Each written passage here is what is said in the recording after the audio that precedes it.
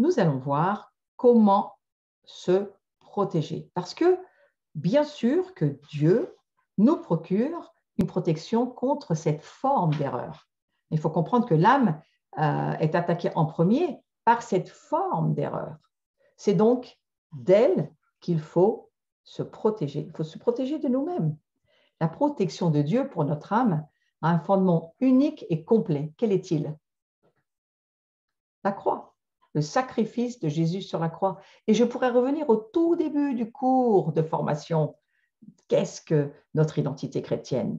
Tout début des premiers cours où j'explique que nous ne dépendons plus du premier Adam, mais nous dépendons du dernier Adam, qui s'appelle Jésus.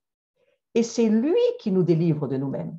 C'est lorsque nous comprenons que nous devons renoncer à nous-mêmes en termes de ne plus vivre à partir de notre âme, mais vivre depuis, par le fait que la croix nous amène l'agneau de Dieu et au travers de sa mort et de sa résurrection, alors je m'unis à lui par le Saint-Esprit alors que je suis devenue une nouvelle création.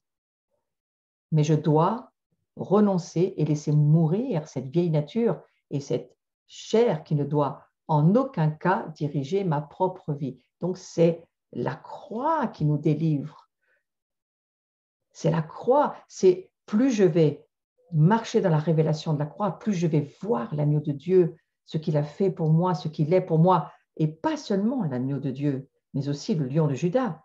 Pas seulement le sacrifice, mais le grand souverain sacrificateur, Melchisédek, qui ouvre une nouvelle voie, un nouveau chemin, une route nouvelle, comme nous dira le livre des Hébreux, où lui passe en premier, la tête passe, le corps passera derrière, et qui nous amène à devenir son sacerdoce, cette race de Melchisédek, qui n'a ni commencement ni fin, c'est ce que nous devenons. Nous devenons ce qu'il est, mais nous ne pouvons le devenir que si nous renonçons à cette vieille vie, à ce monde, à ce moi, à cet égocentrisme que nous sommes sans Dieu. Nous devons considérer notre vieille nature comme morte, c'est ce que dira Paul. Considérez-vous comme mort et vivant pour Christ. C'est cela, notre protection. Nous nous protégeons de nous-mêmes lorsque nous voyons qui nous sommes aujourd'hui. Nous sommes sauvés par grâce. Nous sommes remplis de son esprit par grâce, d'un privilège que Dieu nous donne. Nous sommes aujourd'hui des fils et des filles de Dieu. Nous sommes des rois, des reines, des sacrificateurs. Nous apprenons le service. Nous sommes un royaume qui apprenons le service. Et en cela, nous nous protégeons de ce monde et de cette vieille nature que nous ne sommes plus du tout. Alors, on va lire Matthieu, chapitre 16, versets 24-25. Si quelqu'un veut venir après moi, c'est ce dont je parle en ce moment, qu'il renonce à lui-même, qu'il se charge de sa croix. Vous voyez, c'est ça, la clé, c'est la croix. C'est notre libération de notre vieille vie pour ne plus pécher. En tous les cas, pour pécher de moins en moins jusqu'à arriver à ne plus pécher. Je sais que c'est difficile de croire qu'on peut ne plus pécher, mais je crois qu'il faut garder ce niveau de foi, arriver à croire qu'un jour on ne péchera plus. En tous les cas, nous ne sommes plus des pécheurs, nous sommes des saints qui péchons encore, mais certainement de moins en moins. Et le verset dit ceci, qu'ils me suivent. Quiconque, en effet, voudra sauver sa vie, littéralement, ce n'est pas le terme vie, c'est le terme âme. Celui qui veut sauver son âme, donc celui qui veut sauver sa vieille vie, qui veut sauver ses projets, qui veut sauver ce qu'il désire, ses volontés propres, celui qui veut vivre par lui-même, au travers de lui-même, par son âme, eh bien celui-là, il va la perdre.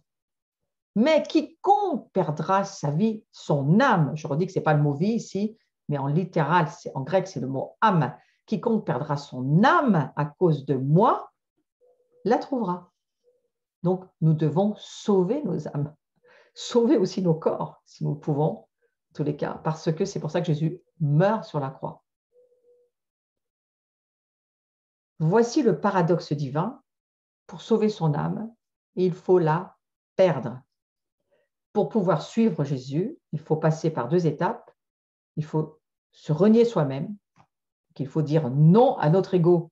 Non, ce n'est plus moi qui vis, ce n'est plus mon ego, c'est plus mes volontés, c'est plus mes idées, c'est plus mes façons de voir, c'est plus mes perspectives, c'est plus mes raisonnements. Tout ça, il faut les renverser, les amener captifs à Christ. C'est ce que nous dit l'Écriture. Ça, c'est l'étape numéro 2. Hein. Mais la première, c'est se renier soi-même. Il faut se dire non, c'est plus mon moi qui commande, c'est Christ.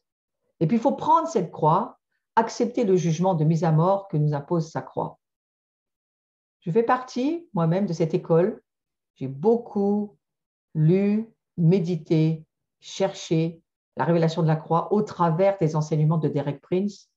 S'il y a un livre qui m'a transformé, c'est L'expiation. C'est un livre qu'a écrit Derek Prince, L'expiation. Qu'est-ce que c'est que l'expiation?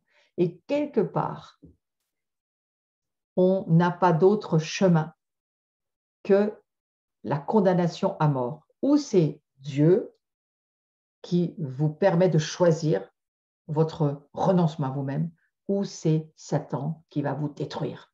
Alors moi, je vous propose de choisir le numéro 1. Ouais. Prendre chacun sa croix, c'est une décision volontaire et personnelle. Dieu ne l'impose pas, contrairement au diable.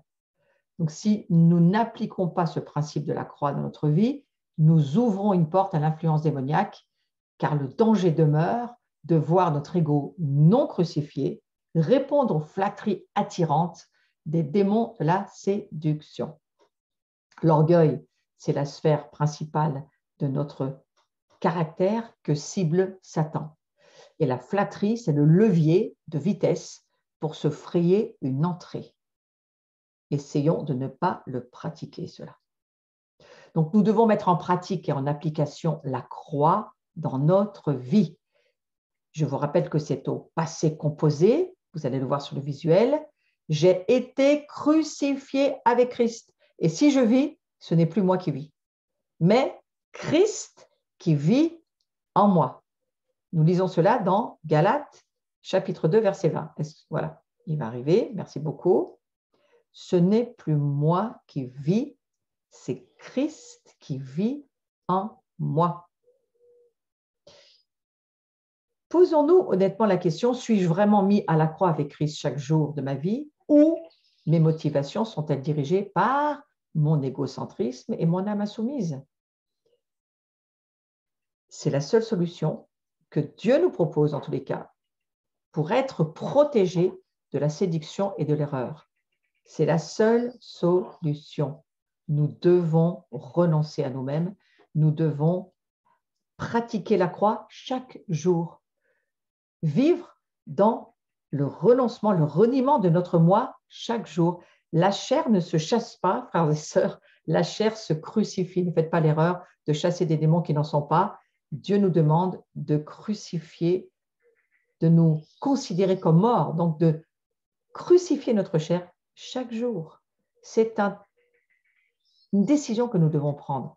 Quand est-ce que ça va s'arrêter, ça?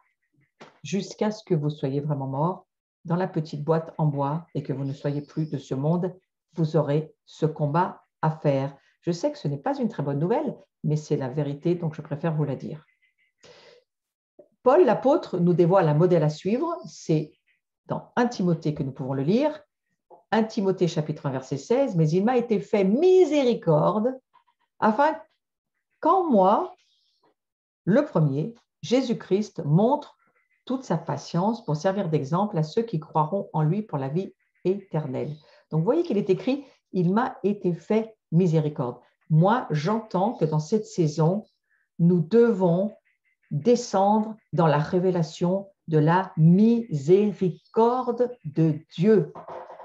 Quand on se rend compte de qui était Paul et qu'on réfléchit d'où il vient et de ce qu'il est devenu, je suppose qu'il a eu une rencontre extraordinaire avec Dieu au travers de son face-à-face pendant l'aveuglement qui a été le sien lorsqu'il est tombé de son cheval à Damas et qu'il a été emmené 3 jours aveugle.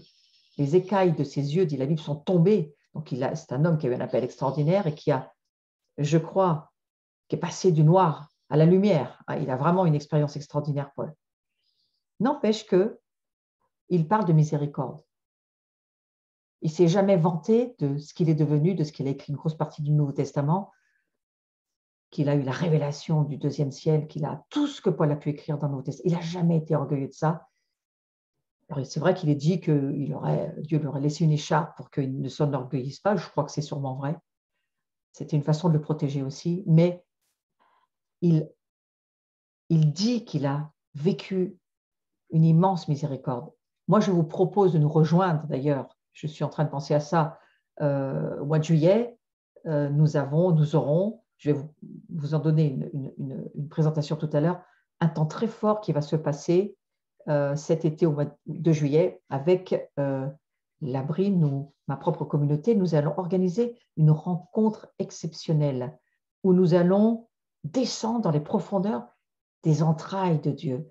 Parce que j'ai entendu le Seigneur me dire, mon peuple ne connaît pas ma miséricorde. Eh bien, je crois que Paul la connaissait et que la miséricorde, c'est bien de cela dont il s'agit. Donc, la seule alternative à la croix, c'est de se mettre à la place de Christ. Pas d'abord dans sa victoire et son triomphe, pas du tout sur la croix. Si nous ne voulons pas être un danger pour nous-mêmes et pour les autres, frères et sœurs, il faut décider de nous crucifier avec Christ, crucifier notre âme, crucifier notre ego, crucifier tout ce dont je viens de vous parler. La croix, c'est le centre, c'est le cœur de la vie chrétienne, et sans la croix, proclamée et appliquée, le christianisme se trouve sans fondement. Et ses exigences n'ont plus de valeur, ne sont plus nécessaires. Sans la croix, le christianisme est une fausse religion et donc expose aux infiltrations démoniaques. Elle s'expose et elle nous expose à ces infiltrations démoniaques et à la séduction. Et la plus grande séduction de la fin des temps, ce n'est pas moi qui le dis, c'est Derek Prince qui le dit, un docteur de la parole. Il dira ceci, la plus grande séduction de la fin des temps, c'est votre chair. Elle risque bien de vous amener ailleurs que dans les profondeurs de Dieu. Et n'allons pas dans les profondeurs des enfers et n'allons pas jusqu'à faire comme les fils d'Aaron qui ont fini par amener un feu profane sur l'autel de Dieu. Soyons prudents dans cette saison. Protection numéro 1, humilions-nous. Protection numéro 2, recevons l'amour de la vérité, sans lequel on ne finira pas bien notre course. Protection numéro 3, cultivons la crainte de Dieu. C'est de ce dont je parle dans ce cours. Et protection numéro 4, faites de la croix le centre de votre vie. C'est extrêmement important de se souvenir de cela.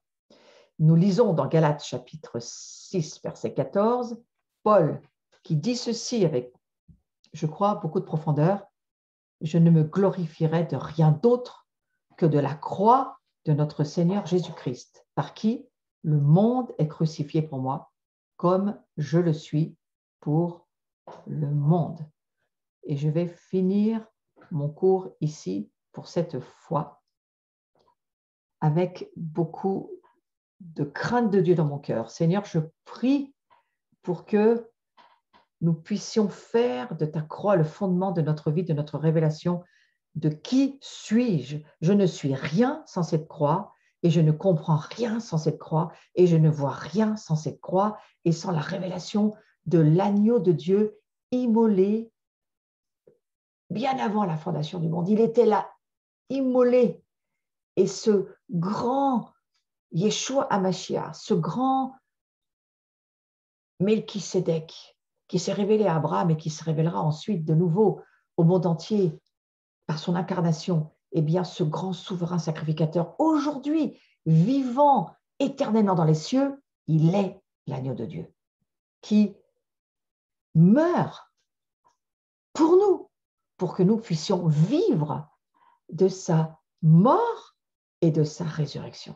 Et je te remercie de l'imprimer dans nos esprits, de nous permettre d'être tellement reconnaissants et de te dire merci pour ce que tu as fait pour nous, parce que sans cela, nous ne pourrions pas être qui nous sommes aujourd'hui. C'est grâce à ton amour pour nous. C'est parce que le Père t'a demandé de nous sauver et de nous permettre de nous approcher de la montagne de Sion, comme c'est écrit dans le livre des Hébreux. Nous avons aujourd'hui une nouvelle route ouverte grâce à la croix, grâce à Jésus, grâce à son sang, grâce à sa vie et grâce à la puissance du Saint-Esprit. Nous pouvons vivre dans une vie de victoire parce que nous vivons depuis la victoire de Jésus et pas de la nôtre, bien entendu. Je te remercie, Seigneur, pour ce cours qui s'achève sur qui suis-je, et je te remercie de ce que nous allons pouvoir vivre avec toi de plus en plus sur ce chemin de la révélation de la croix. Amen à chacun. Ne quittez pas, ne partez pas tout de suite. J'aimerais vous proposer de regarder cette petite vidéo à laquelle je vous invite cet été et regardez-la avec moi.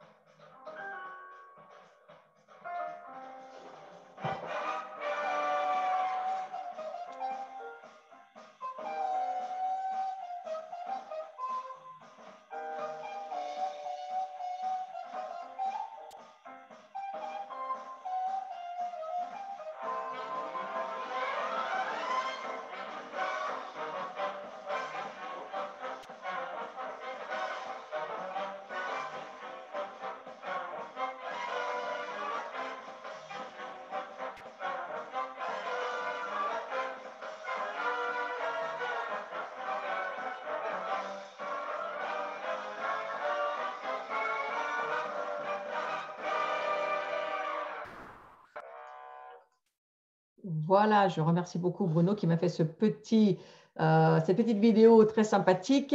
Je vous invite en présentiel, bien sûr, inscrivez-vous sur notre site abri-vcf.com parce que moi, j'aimerais bien vous retrouver tous les veilleurs à venir vivre ce temps très particulier. Nous allons descendre dans les entrailles de Jésus-Christ et nous allons pouvoir, je crois, partager ensemble et vivre des temps forts d'adoration dans lesquels nous serons tellement transformés que nous ne nous reconnaîtrons pas en ressortant de cette conférence, j'en suis sûre.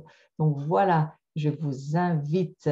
Alors Bruno vous met le livre aussi qui a changé ma vie, d'expiation de Derek Prince. C'est un très vieux livre, mais il n'y a rien de vieux avec Derek Prince puisque c'est toujours une révélation permanente dans le présent continu de Dieu. Donc ça, c'est quand même la chose extraordinaire. Je veux vous remercier 1000 fois. Je vais mettre la galerie pour vous voir tous d'être avec moi dans ce cours. Je vous dis bonjour à chacun. Je suis ravie d'être avec vous. J'en reconnais certains qui étaient aussi avec moi pendant cette journée de samedi. Je vous embrasse très fort. Je vous retrouve la semaine prochaine. Probable que jeudi prochain, on ouvre les micros et qu'on passe un petit temps à se poser des questions sur ce cours que nous venons de traverser. Mais je vais vous donner encore une petite chose sur la bataille spirituelle de la fin des temps. Donc ça, je vais vous en parler la prochaine fois.